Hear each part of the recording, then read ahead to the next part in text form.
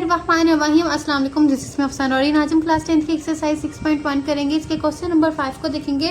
Question number 5 में हमें magnitude को फाइंड करने के लिए कहा गया है। जैसे कि हमारे पास ए वेक्टर है, इसकी वैल्यू हमारे पास है -3i + 2j है और इसका हमने जो है मैग्नीट्यूड फाइंड करना है। मैग्नीट्यूड फाइंड करने का बहुत ही सिंपल फॉर्मूला है जो कि हमें बुक में भी बताया गया है। अगर बुक में इसको देखें तो हमारे पास पेज नंबर 114 पर ये एक एग्जाम्पल है।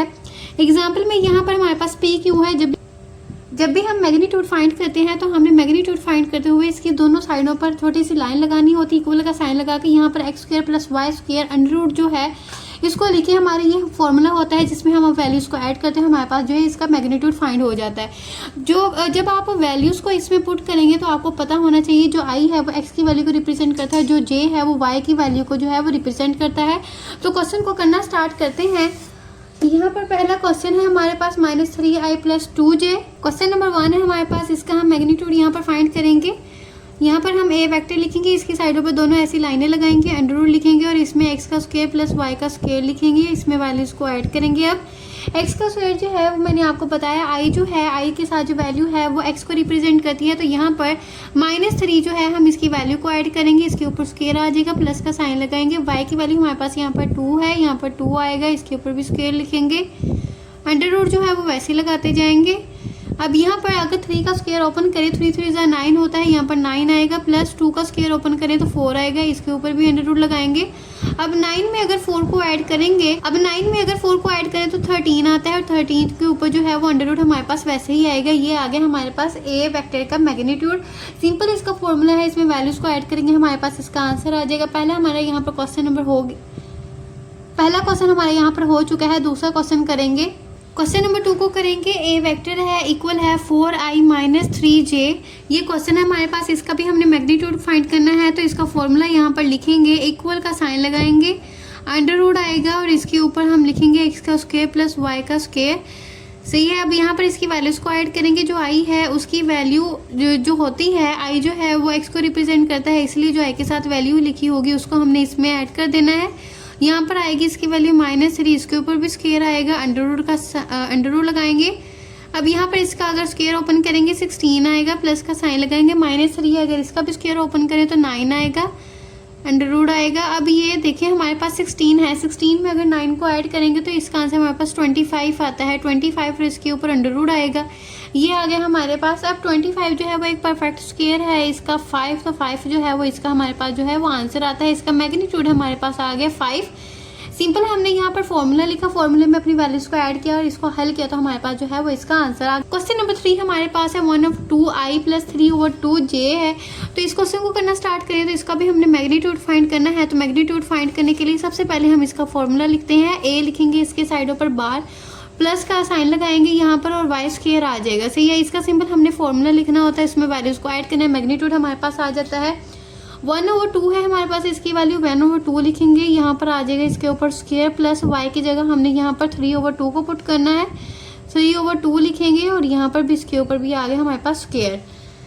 अब यहाँ देखिए हमने क्या करना है, इनके स्क्वायर को पहले हल करना है, फिर जाके हमने अंडर रूट को हल करना होता है। पहले इसका अंडर रूट जो है उसको यहाँ पर लिखेंगे। 1/2 है, अगर इसका हम स्क्वायर को फाइंड करते हैं तो 1/4 आएगा, प्लस का साइन लगाएंगे और 3 3 = 9 होता है, यहाँ पर 9 आ गया, 2 2 = 4 होता है तो यहाँ पर आ गया जी 4। अब यहाँ 1/4 है और प्लस 9/4 है। अगर इन दोनों का हम एलसीएम फाइंड करके अंदर वाली वैल्यू को ही फाइंड करें तो यहाँ पर अंडर रूट जो है वो तो वैसे ही रहेगा।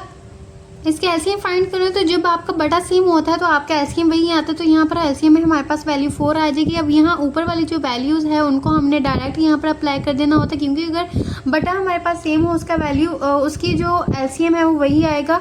और जब ऊपर वाली जब हमारे पास बटा सेम होता है तो हमारे पास एलसीएम वही आता है, हमने एलसीएम वही लिख दिया। अब ऊपर वाली जो वैल्यू है उसको हमने डायरेक्ट यहाँ पर लिख देना होता है।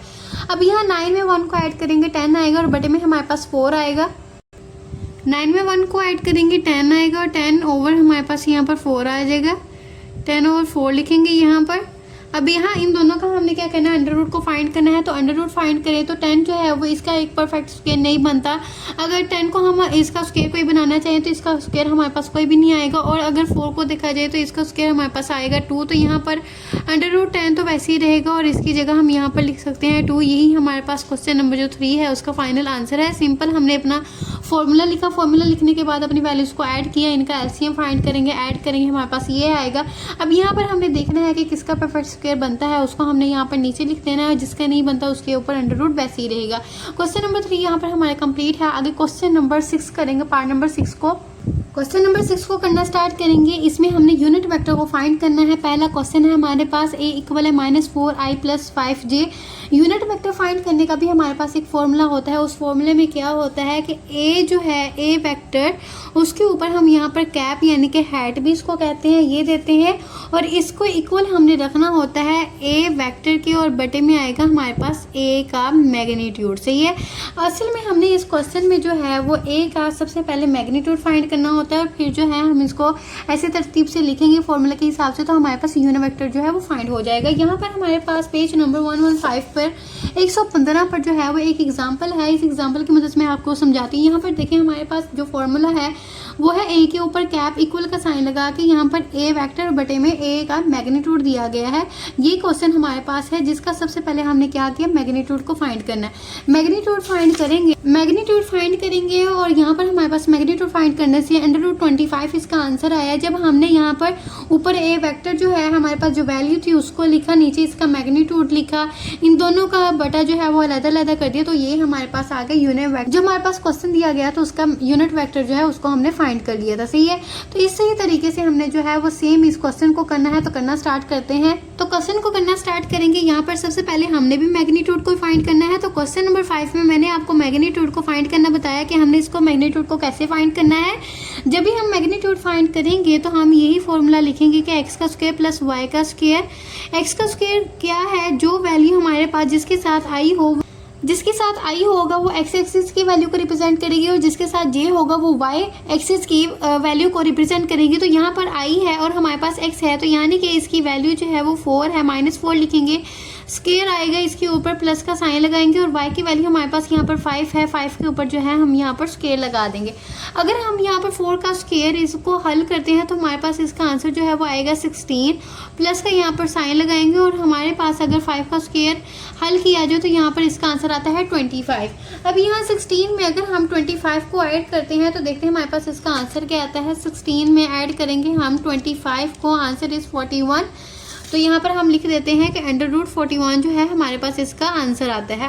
अब यहाँ अगर हम √41 को हल करते हैं तो देखते हैं हमारे पास इसका आंसर क्या आता है। तो इसका आंसर हमारे पास कुछ ये आता है, यानी कि ये एक परफेक्ट स्क्वायर नहीं है, तो यहाँ पर हम जो है वो √41 ही लिखेंगे। मैग्नीट्यूड हमने इसका फाइंड कर लिया है क्योंकि हम यहाँ पर यूनिट वेक्टर फाइंड कर रहे हैं, तो इसका फॉर्मूला जो है उसमें अपनी वैल्यूज़ को यहाँ पर हम ऐड करेंगे। a को लिखेंगे a वेक्टर, इसके ऊपर छोटी सी हैट यानी कि कैप देंगे। अब यहाँ पर a वेक्टर हमारे पास दिया गया है, a वेक्टर यानी कि हमारे पास इसकी वैल्यू की क्या थी, जो क्वेश्चन था हमारे पास उसी को हमने यहाँ पर लिखना है। 5j आएगा, इसके नीचे भी छोटी सी लाइन लगाएंगे और इसके नीचे भी छोटी सी लाइन आएगी। अब नीचे हमने जिसका मैग्नीट्यूड फाइंड किया था उसको लिखेंगे, जो कि हमारे पास है √41।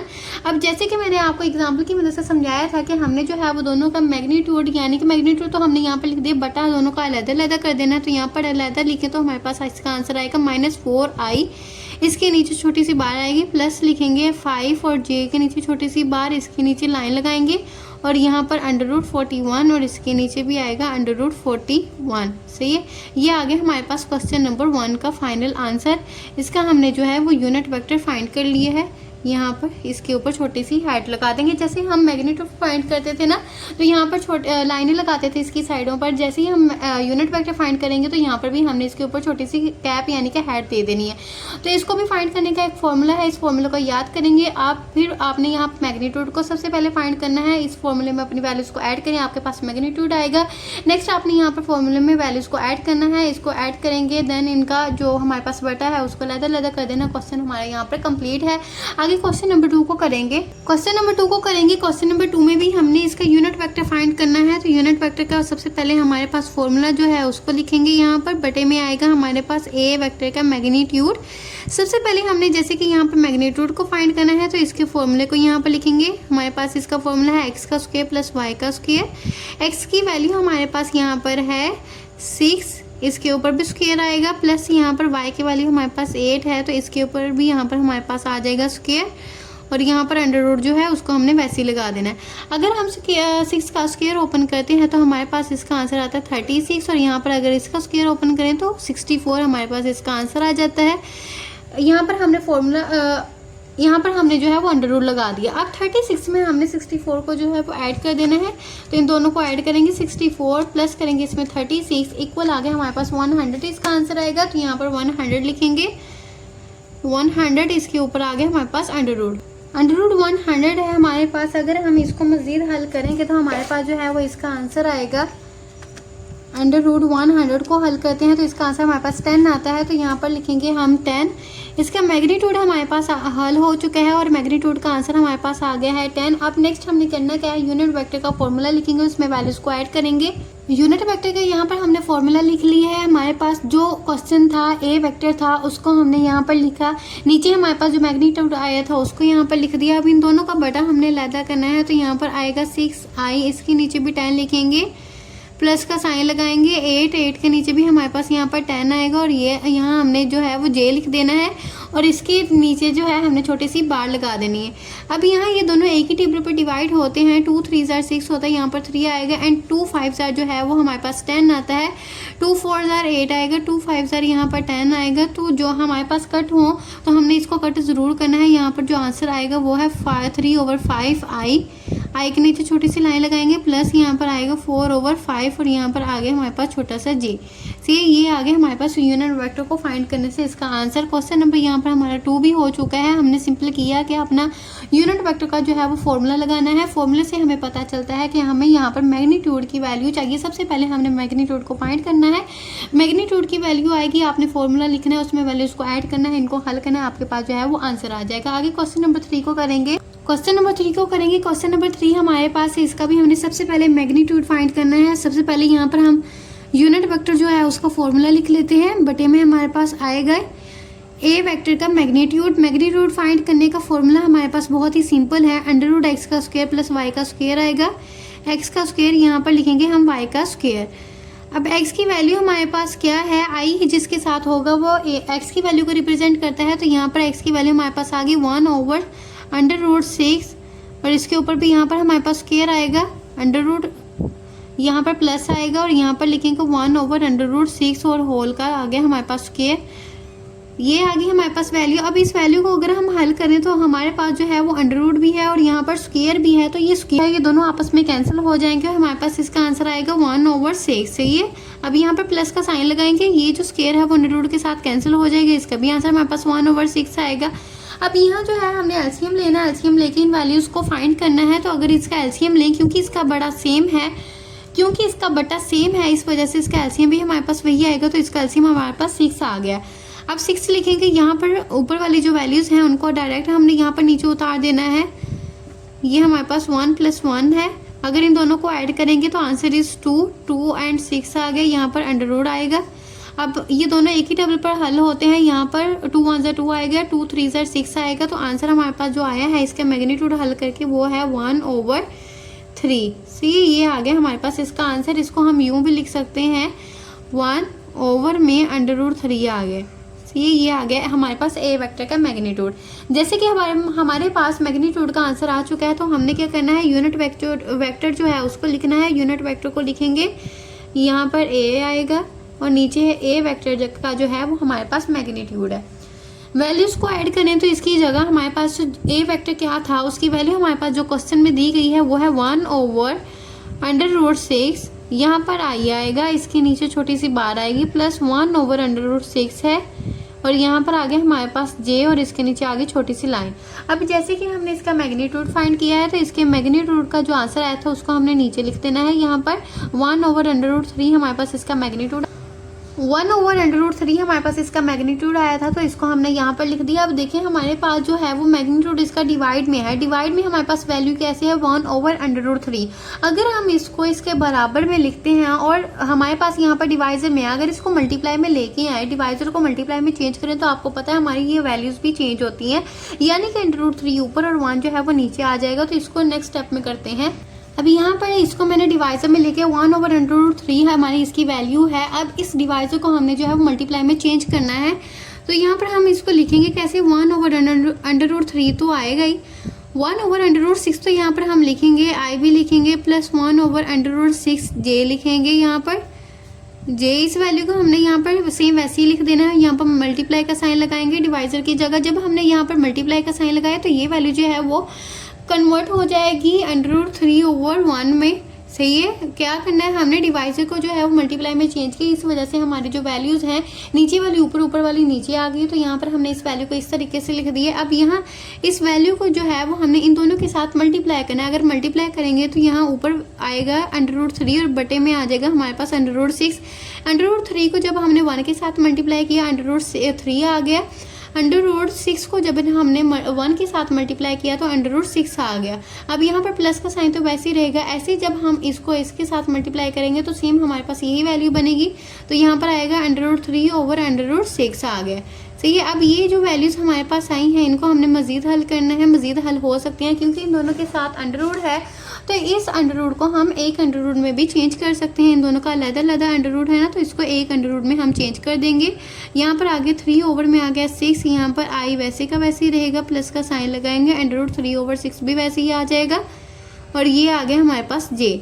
3 1 से 3 होता है, 3 2 से 6 होता है। यहाँ पर आगे हमारे पास 1/2 आई आ गया, यहाँ पर प्लस का साइन लगाएंगे, यहाँ पर भी 1/2 जे आएगा। सही है, अब यहाँ पर इसको भी हम कट करेंगे तो सेम वही वैल्यू आती है, ऐसे ही है।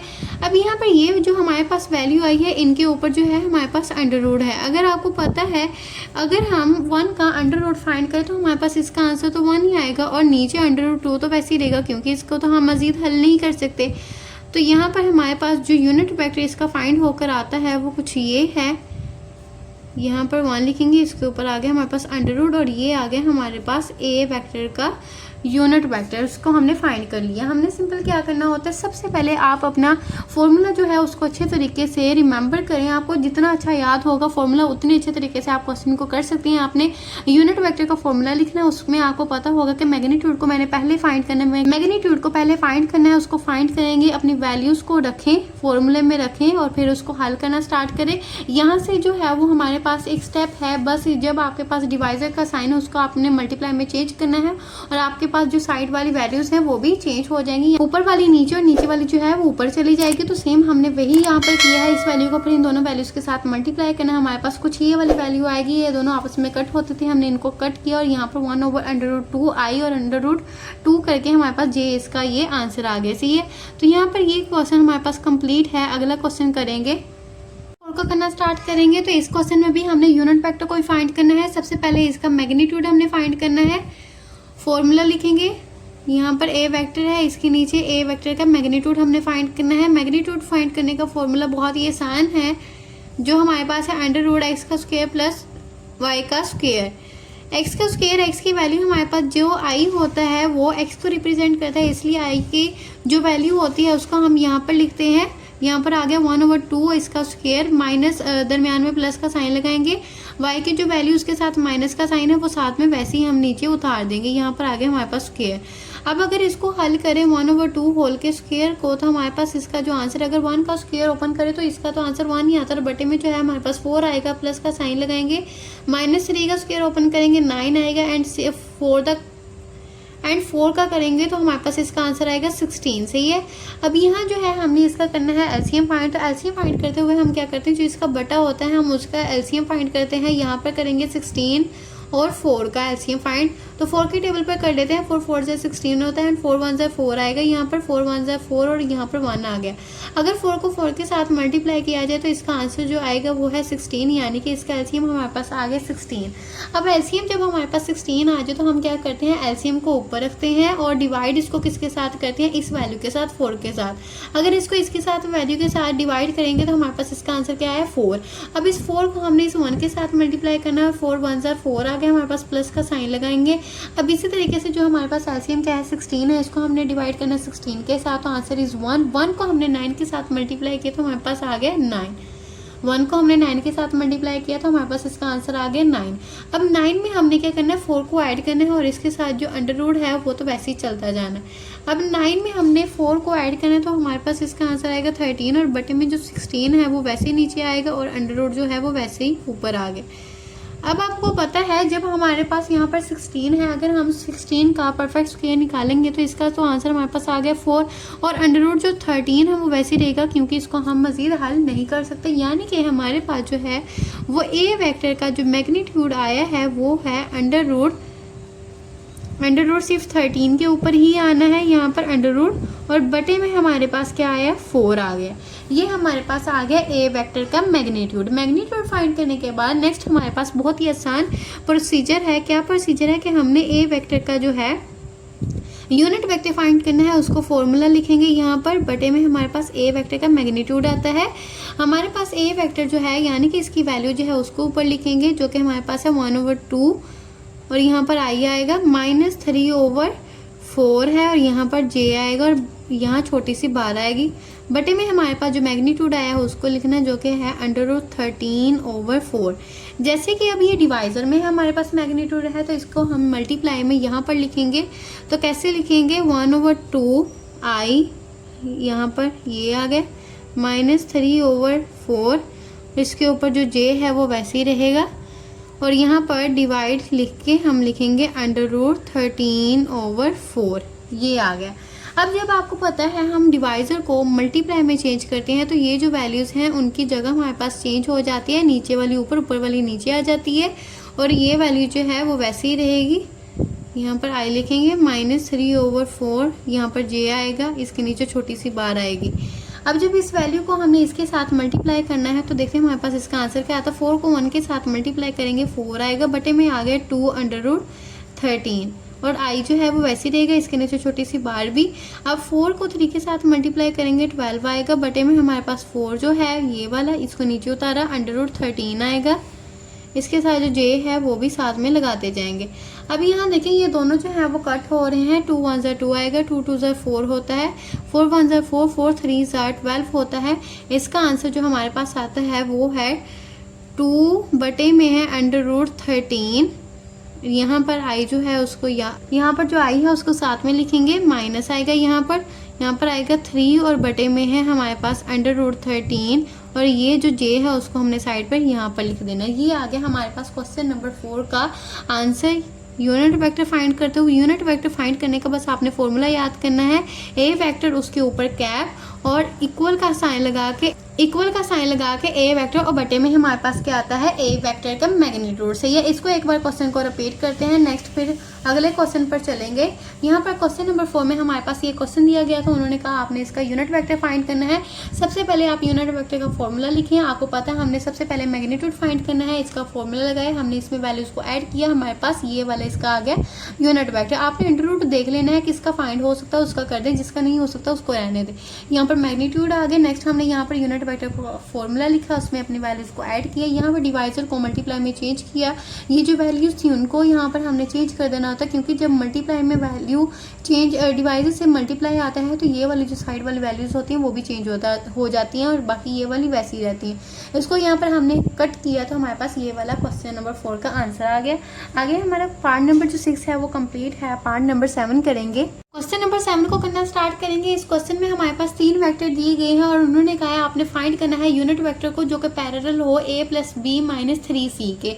अब हमारे पास यहाँ पर एक कंडीशन दी गई है। इस कंडीशन के मुताबिक हमने इन वेक्टर को रखते हुए अपनी वैल्यू एक निकालनी है, एक अलग वेक्टर बनाना है जिसका फिर हमने यूनिट वेक्टर जो है उसको फाइंड करना है। तो क्वेश्चन को करना स्टार्ट करेंगे।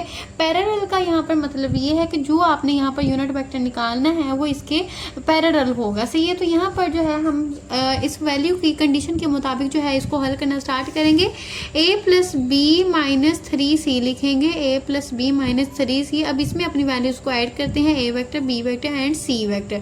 a वेक्टर हमारे पास क्या है -5i माइनस 7j, तो यहाँ पर 5i लिखेंगे, माइनस आएगा 7j, इसके नीचे आगे छोटी सी लाइन, यहाँ पर प्लस है तो प्लस का साइन लिखेंगे। b हमारे पास क्या है, b की वैल्यू हमारे पास है -i माइनस j, इसके नीचे भी छोटी सी लाइन है, माइनस का साइन लगाएंगे यहाँ पर 3 4 जो हमारे पास कंडीशन है उसका। और c वेक्टर हमारे पास क्या है 2i प्लस 3j।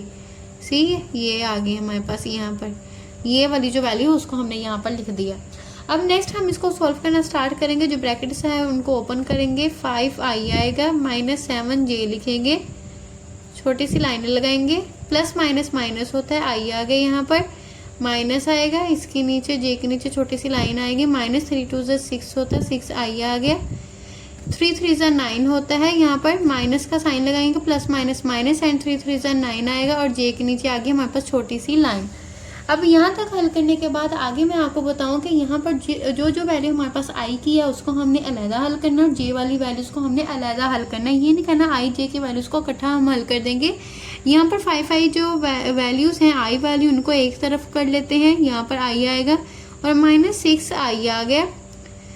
अब यहाँ पर जो j वाली वैल्यूज़ हैं उसको लिखते हैं, माइनस 7j है, माइनस j है और माइनस 9j है। सही है, अब यहाँ पर देखिए 5 है और 6 में 1 को ऐड करेंगे तो 7 आएगा। अब 7 में से 5 को निकालें, 5i है और माइनस 7j i है, माइनस 7i, इनके नीचे जो छोटी सी लाइनें हैं उसको भी हमने साथ में लिखते जाना है।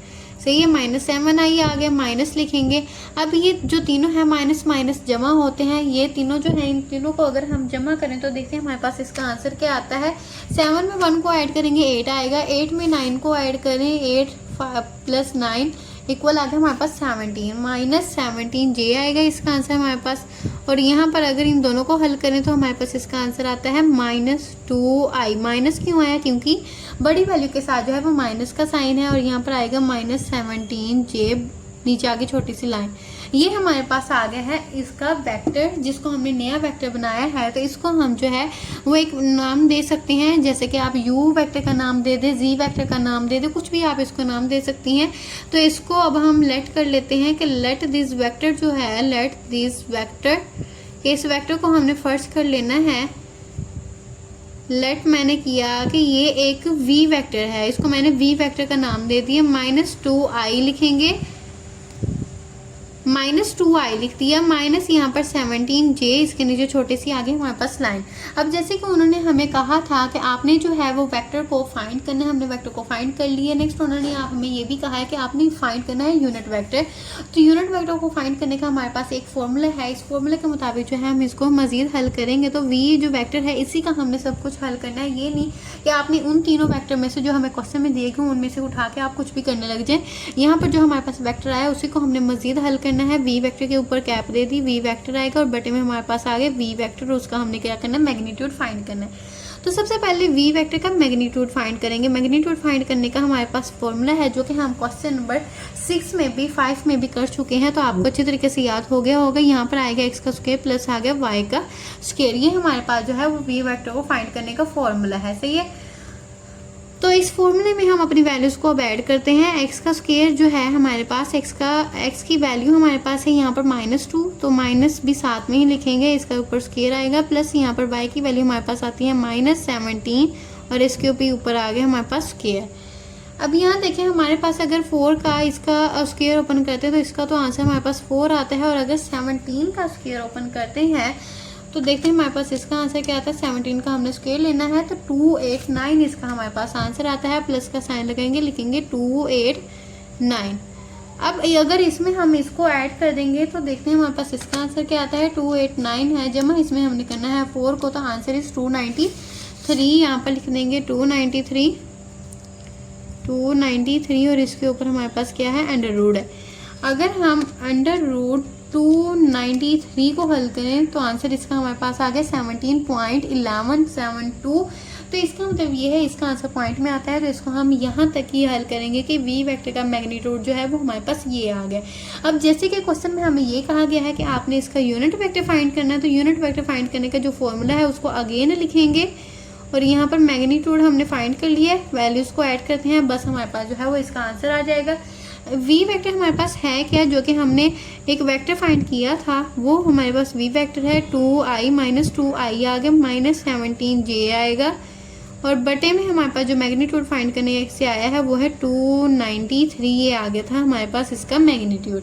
अब यहाँ तक ये आंसर है हमारे पास, लेकिन हम इसको यूँ भी लिख सकते हैं माइनस 2i बटे में आएगा अंडर रूट 293, और यहाँ पर माइनस दरमियान में वैसे ही रहेगा, और यहाँ पर लिखेंगे माइनस 17, यहाँ पर j आएगा और बटे में आ गया हमारे पास अंडर रूट 293। ये आ गया जी हमारे पास क्वेश्चन नंबर 7 का फाइनल आंसर। एक बार इस क्वेश्चन को रिपीट करते हैं। क्वेश्चन नंबर 7 को रिपीट करते हैं। इस क्वेश्चन में दरअसल हमें 3 वेक्टर दिए गए थे, उन्होंने हमें कहा है कि आपने फाइंड क्या करना है, यूनिट वेक्टर फाइंड करना है जो कि पैरेलल हो। इस कंडीशन को फाइंड करते हुए जो हमारे पास वेक्टर आएगा वो इसकी पैरेलल होगा। हमने इस कंडीशन को रखा, इसमें अपने इसी के मुताबिक अपने वेक्टर्स को यहाँ पर लिखा, उनको हल किया, आई वाली वैल्यूज़ को अलहदा और जे वाली वैल्यूज़ को अलहदा हल करना से यहाँ पर हल किया। हमारे पास ये वाला वेक्टर आया जिसको हमने लेट किया कि ये वेक्टर क्या है, वी वेक्टर है। अब यहाँ इस वी वेक्टर को हमने यहाँ पर हैट दी, इसके ऊपर कैप रखी, क्योंकि हमने इसका यूनिट वेक्टर फाइंड करना है, इसलिए इसका जो फॉर्मूला हमने यहाँ पर लिखा, अगेन लिखेंगे इसको। यहाँ पर हमने इसका मैग्नीट्यूड फाइंड करना है, मैग्नीट्यूड का फॉर्मूला लगाया है। 2 फॉर्मूले हैं जिसको आपने अच्छे तरीके से याद करना है। यहाँ पर फॉर्मूले में वैल्यूज को ऐड किया, हमारे पास इसका आ गया मैग्नीट्यूड। यहाँ पर हमारे पास मैग्नीट्यूड आ गया। जब मैग्नीट्यूड आ जाए तो सिंपल है, आगे हमने अपने यूनिट वेक्टर के फॉर्मूले को दोबारा लिखना होता है, उसमें वैल्यूज को ऐड करना है, बटे को अलग कर देंगे, तो ये हमारे पास आ गया क्वेश्चन नंबर 7 का फाइनल आंसर। आगे क्वेश्चन नंबर 8 करते हैं।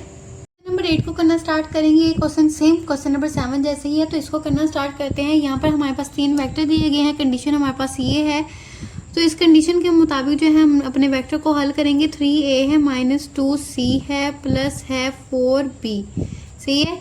अब यहाँ पर 3 लिखेंगे। a वेक्टर हमारे पास क्या है, 3i और माइनस j, इसके नीचे भी छोटी सी बार आएगी, यहाँ पर माइनस और यहाँ पर माइनस लिखेंगे, 2 आएगा।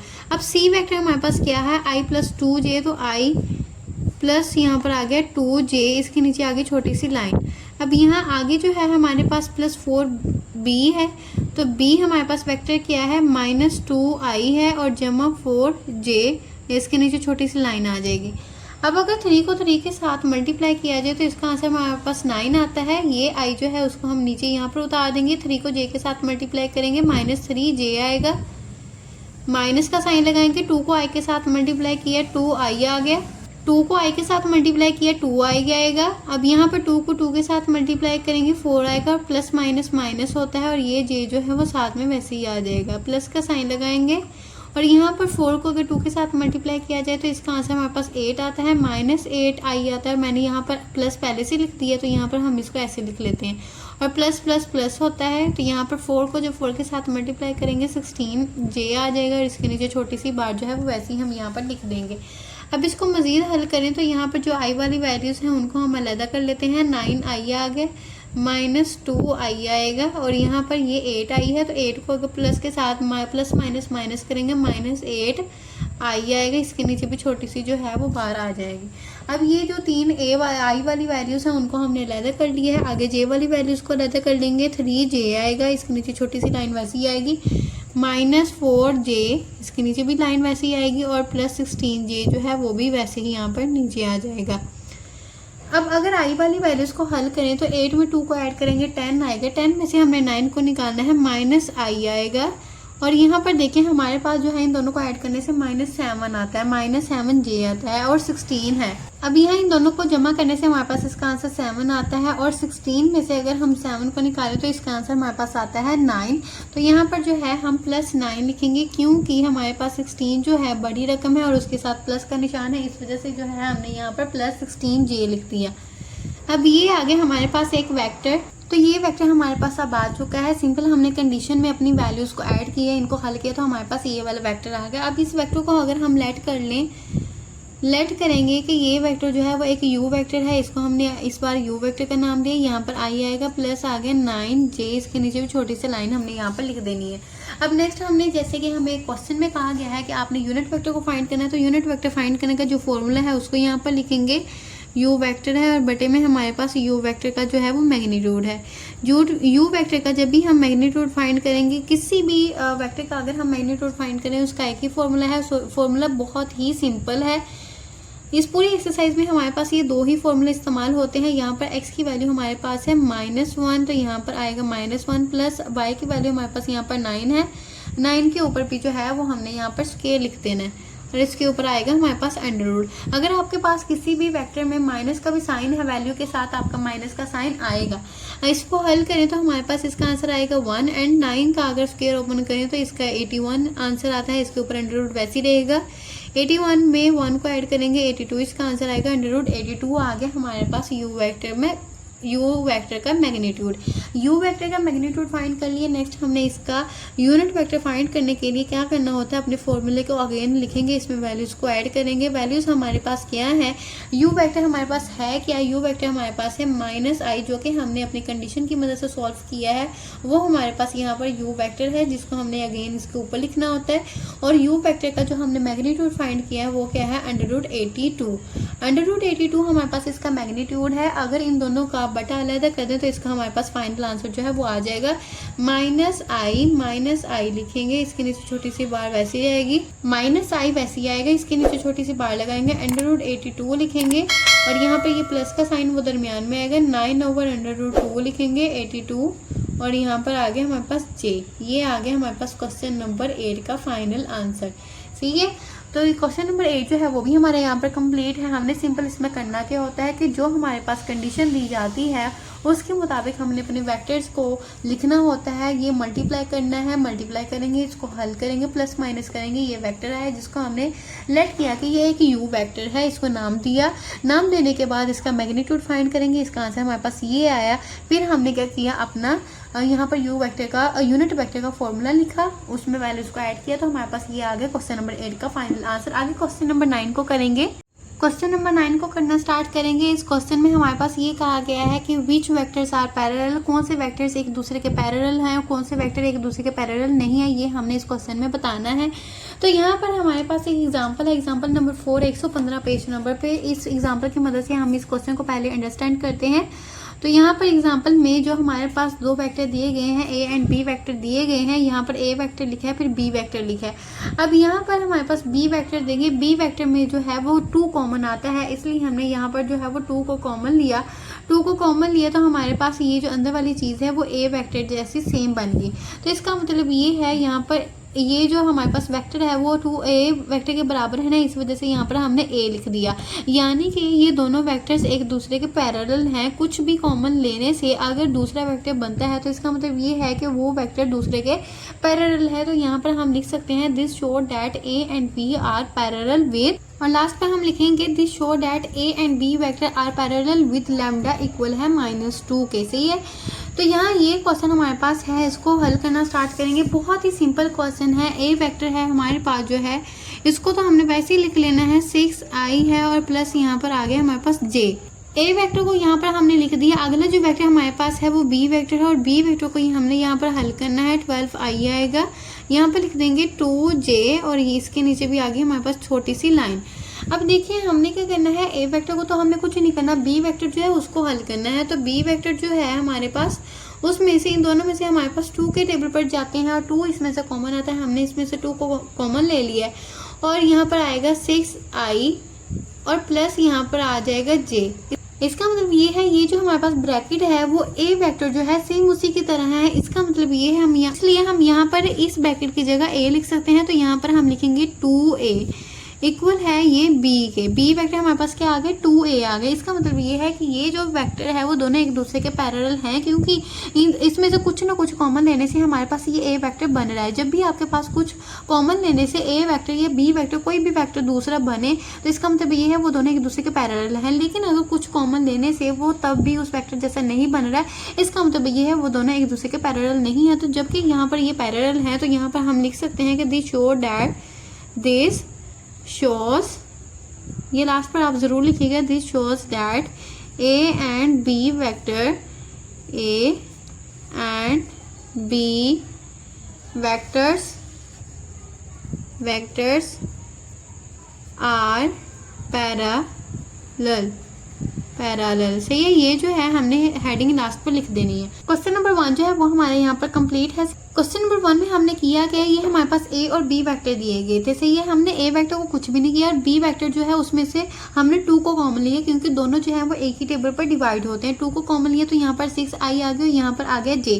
अब ये जो हमारे पास ब्रैकेट है वो सेम ए वेक्टर की जैसी बनती है। जब भी आपके पास कोई ऐसा क्वेश्चन आए कि ये वेक्टर जो है वो एक दूसरे के पैरेलल हैं, तो आपके जहन में बस एक बात होनी चाहिए कि जो हमारे पास 2 वेक्टर दिए गए हैं, दोनों वेक्टर में से किसी एक को आपने हल करना है।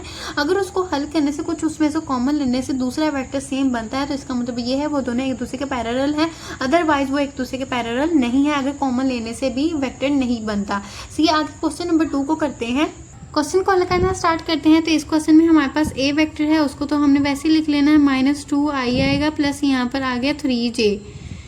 अब यहाँ अगर आप देखें ए वेक्टर को हमने यहाँ पर लिख लिया। अब बी वेक्टर जो है उसको हमने यहाँ पर लिखना है। तो बी वेक्टर हमारे पास है 6i - 9j, छोटी सी पार्ट जो है वो नीचे लगा देंगे। अब देखिए आप, हमारे पास जो ए वेक्टर है उसके जैसा हमने बी वेक्टर को बनाना है कॉमन लेने से। तो हमें यहाँ पर आई जो है उसके साथ भी माइनस चाहिए, इसके साथ जो है वो प्लस चाहिए। तो ये सिर्फ एक ही मेथड से आ सकता है कि इन दोनों में से हमने 3 को तो कॉमन लेना ही है, लेकिन इसके साथ जो है वो हम माइनस को भी कॉमन ले लें। तो माइनस को हमने यहाँ पर कॉमन लिया है, तो यहाँ पर है क्या प्लस है। जब प्लस है तो माइनस कॉमन लिया, इसलिए यहाँ पर आ जाएगा माइनस। मतलब कि यहाँ पर जब बाहर माइनस है तो अंदर वाली जो हमारे पास अलामतें हैं वो चेंज हो जाएंगी। प्लस है जहाँ पर वो माइनस आ जाएगा। अगर यहाँ पर हम 3 को कॉमन लेते हैं तो कॉमन लेने से यहाँ पर 6 को अगर 3 के साथ डिवाइड करें तो आंसर इज 2 आ जाएगा। यहाँ पर माइनस है, जबकि यहाँ बाहर माइनस है तो अंदर जो है वो हमारे पास यहाँ पर आ जाएगा प्लस। जब आप बाहर माइनस कॉमन लेते हैं तो अंदर वाले जो साइन होते हैं वो चेंज हो जाते हैं। तो यहाँ पर प्लस आ गया। तो 3 को जब के हमने कॉमन लिया है तो 9 को जब 3 के साथ डिवाइड किया जाएगा, 3 1 3 3 3 9 होता है। 9 जो है वो इसका हमारे पास आंसर आएगा। यहाँ पर 3j लिख देंगे, इसके नीचे भी छोटी सी लाइनें लगा देंगे। तो ये आ गया हमारे पास बी वेक्टर के जैसा।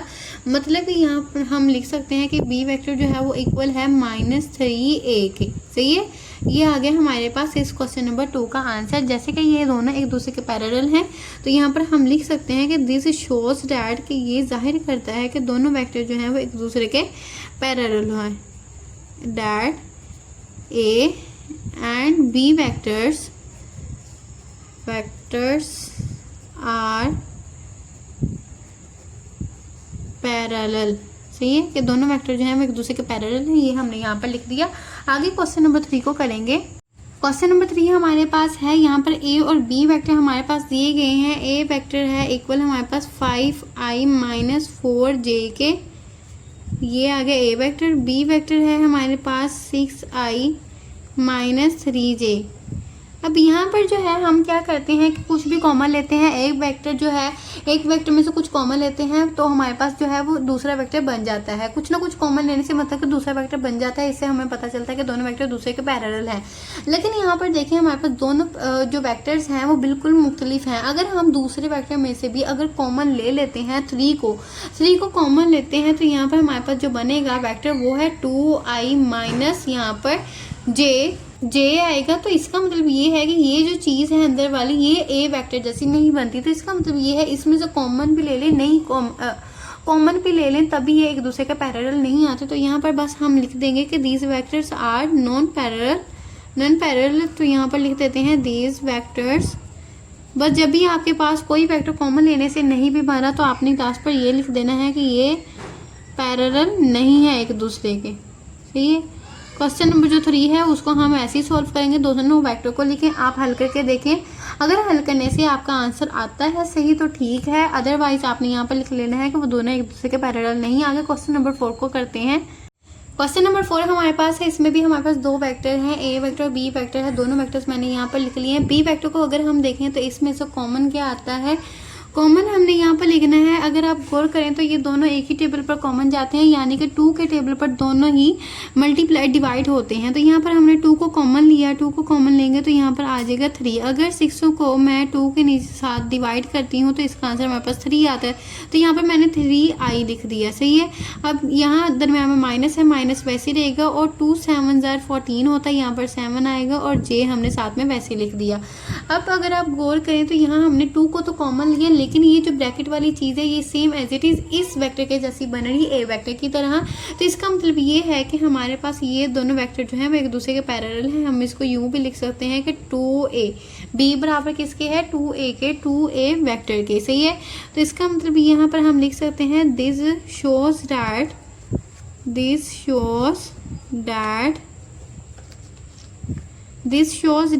a and b vectors are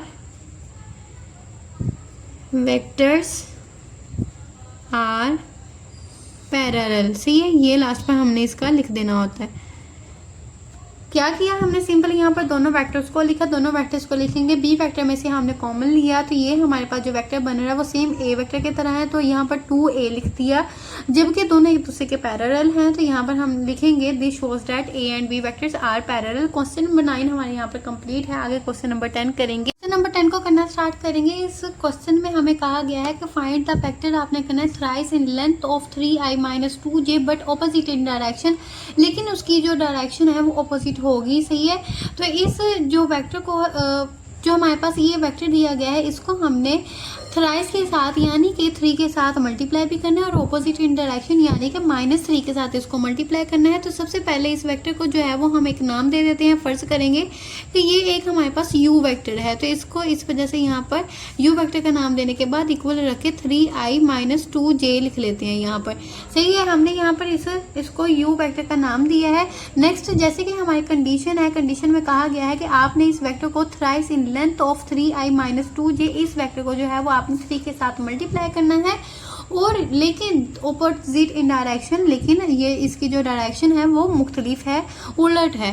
तो यहाँ पर u वेक्टर जिसे हमने यहाँ पर फर्ज किया है कि ये जो वेक्टर है वो एक u वेक्टर है, इसी वेक्टर के साथ हमने 3 के साथ इसको मल्टीप्लाई भी करना है। और जैसे कि ऑपोजिट इन डायरेक्शन है तो इस वजह से हमने यहाँ पर जो है वो माइनस का साइन लगाना है। तो ये बराबर का साइन रखते हुए ये जो हमारे पास वेक्टर है 3i - 2j, इसके साथ भी हमारे पास यहाँ पर आएगा -3 के साथ अंदर वाले वेक्टर को हमने मल्टीप्लाई करना है। यहाँ पर माइनस आएगा, प्लस माइनस माइनस होता, 3 को 3 के साथ मल्टीप्लाई किया 9 आएगा, -9i आ गया, इसके नीचे छोटी सी लाइन आएगी, माइनस माइनस प्लस होता है, यहाँ पर प्लस का साइन लगाएंगे एंड 3 2 6j आ गए, सही है। तो ये आ गया हमारे पास -3u को हल करने से इसका आंसर। सिंपल सा क्वेश्चन है। इस क्वेश्चन में हमने करना क्या है, क्योंकि हमारे पास जो क्वेश्चन की कंडीशन है वो क्या है कि वेक्टर को आपने थ्राइस इन लेंथ करना है, इसलिए थ्राइस का मतलब क्या है, इसको 3 के साथ जो है वो आपने मल्टीप्लाई करना है। 3 के साथ हमने इसको मल्टीप्लाई किया। आगे हमें उन्होंने कहा है नेक्स्ट कि ऑपोजिट इन डायरेक्शन है, डायरेक्शन इसकी जो है वो मुख्तलिफ है, उलट है दूसरे से। जैसे कि u यहाँ पर पॉजिटिव में था तो इसको हमने -3 के साथ जो है मल्टीप्लाई किया, तो ये हमारे पास आ गया वेक्टर। क्वेश्चन नंबर 10 हमारे पास यहाँ पर कंप्लीट है। आगे क्वेश्चन नंबर 11 को करेंगे। क्वेश्चन नंबर 11 को करना स्टार्ट करेंगे तो इसकी बस आपने हेडिंग को समझना है, बाकी क्वेश्चन करना बहुत ही आसान है। तो यहाँ पर क्वेश्चन की हेडिंग हमारे पास है कि फाइंड, आपने करने हैं 2 vector are double in magnitude, जिसका मैग्नीट्यूड डबल हो, और वेक्टर हमारे पास ये दिया गया है जिसकी मदद से हमने 2 वेक्टर को फाइंड करना है। One in the same direction, एक की डायरेक्शन सेम है और दूसरे की डायरेक्शन जो है वो ऑपोजिट है, सही है। हमने सिंपल क्या करना है, 2 वेक्टर्स को फाइंड करना है इस वेक्टर की मदद से और डबल इन मैग्नीट्यूड होंगे, यानी कि 2 के साथ हमने मल्टीप्लाई करना है। 2 वेक्टर्स को फाइंड करना है ना, तो दोनों वेक्टर्स को फाइंड करने के लिए हमने दोनों को 2 के साथ मल्टीप्लाई करना है। लेकिन कहता है कि एक जो है वो इन द सेम डायरेक्शन है, एक ही डायरेक्शन सेम है, जैसे कि इसकी है वैसे ही उसकी डायरेक्शन सेम है, लेकिन दूसरे की डायरेक्शन जो है वो चेंज है, अपोजिट है, उलट है, तो उसको जो है वो हमने -2 के साथ मल्टीप्लाई कर देना है। तो यहाँ पर सेम डायरेक्शन वाला अगर सॉल्व करेंगे तो यहाँ हम लिख सकते हैं कि वेक्टर विद डबल मैग्नीट्यूड। से ये वेक्टर विद डबल मैग्नीट्यूड, अगर यहाँ पर लिखते हैं डबल मैग्नीट्यूड ही अगर आप लिखते हैं अकेला, यहाँ पर लिखेंगे डबल मैग्नीट्यूड। सही है, मैग्नीट्यूड, डबल मैग्नीट्यूड ये लिखेंगे।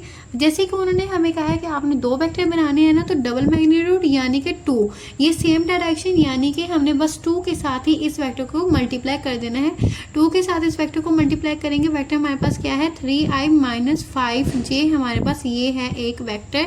इस वेक्टर को हमने डबल मैग्नीट्यूड यानी कि 2 के साथ मल्टीप्लाई करना है इन दी सेम डायरेक्शन। डायरेक्शन हमारे पास यहाँ पर पॉजिटिव है, 2 के साथ हम बस इसको मल्टीप्लाई कर देंगे, हमारे पास ये वेक्टर आ जाएगा।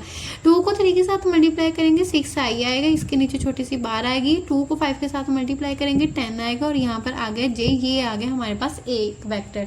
एक वेक्टर आ गया, कौन सा वेक्टर आया है, सेम डायरेक्शन में डबल मैग्नीट्यूड के साथ, ये एक वेक्टर है। दूसरा वेक्टर हमारे पास क्या है, वो कहता है ऑपोजिट डायरेक्शन। ऑपोजिट का मतलब होता है उसका उलट। अगर यहाँ हमने इसको +2 के साथ मल्टीप्लाई किया तो नेक्स्ट हम इसको क्या करेंगे, -2 के साथ मल्टीप्लाई करेंगे, और यहाँ पर हम इसको यूं भी लिख सकते हैं कि 2 और u जो वेक्टर हमने यहाँ पर लेट किया था u भी लिख सकते थे। सही है, आप पहले इसको लिख लें फिर इस स्टेप को कर लें। सही है, आप ये करें, पहले 2 और u वेक्टर लिखें, फिर इस u की जगह u वेक्टर को लिखें, फिर आप इस आंसर को निकाल लें। सही है, आपके पास आंसर आ जाएगा। अब ऑपोजिट डायरेक्शन में हमने क्या करना है, डबल मैग्नीट्यूड को साथ एक वेक्टर और फाइंड करना है। तो यहाँ पर लिख दिया मैंने डबल मैग्नीट्यूड, इससे हमें पता चल जाएगा हम 2 के साथ इसको मल्टीप्लाई क्यों कर रहे हैं। इक्वल का साइन लगाएंगे क्योंकि ऑपोजिट डायरेक्शन, इस वजह से यहाँ पर माइनस का साइन लगाएंगे। और u वेक्टर हमने यहाँ पर लिख लिया, इक्वल का साइन लगाया। अब यहाँ पर -2 है, -2 वैसे ही आएगा। u वेक्टर हमारे पास क्या है 3i है, और -5j है। सही है, अब यहाँ 3 को 2 के साथ मल्टीप्लाई करेंगे 6 आएगा, माइनस आ गया, i आएगा, माइनस माइनस प्लस आएगा, 5 2 से 10 आएगा, और ये आ गया हमारे पास j। ये आ गया हमारे पास दूसरा वेक्टर। तो एक वेक्टर हमारे पास ये आ गया था और दूसरा वेक्टर हमारे पास ये वाला आ चुका है। और कंडीशन हमारे पास क्या आती है कि आपने बस 2 वेक्टर फाइंड करने हैं।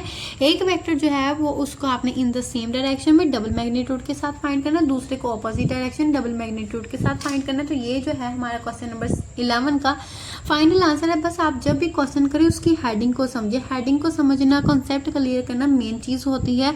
आज का लेक्चर हमारा यहीं पर कंप्लीट होता है। उम्मीद करती हूँ कि आपको 6.1 अच्छी तरीके से समझ आ गई होगी। 6 चैप्टर हमारा इंतहाई इंपॉर्टेंट चैप्टर है। आपने इस चैप्टर को अच्छे तरीके से करना है, इसकी एग्जाम्पल और इसके सवालात कुछ भी नहीं छोड़ना। आज का लेक्चर हमारा यहीं पर कंप्लीट होता है। उम्मीद करती हूँ कि आपको आज की वीडियो सारी अच्छी तरीके से समझ आ गई होगी। एंड अगर आप मेरे चैनल पर नए हैं तो चैनल को सब्सक्राइब कर दें। अल्लाह हाफिज़।